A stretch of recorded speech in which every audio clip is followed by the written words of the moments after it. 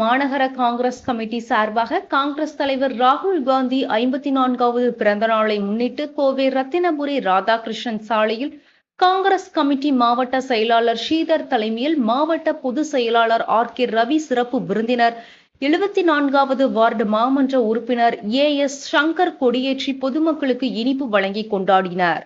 இதில் சந்தோஷ், வழக்கறிஞர் செந்தில்ராம், நாகராஜ், கே.என். ஆறுமுகம், கருப்புசாமி, ராஜமாணிக்கம், சண்முகம், முனியப்பன், சண்முகராஜன், அமுல்ராஜ், ஸ்ரீதர், பிஜு, மணி ஆனந்த் மற்றும் காங்கிரஸ் கமிட்டி நிர்வாகிகள் கலந்து கொண்டனர்.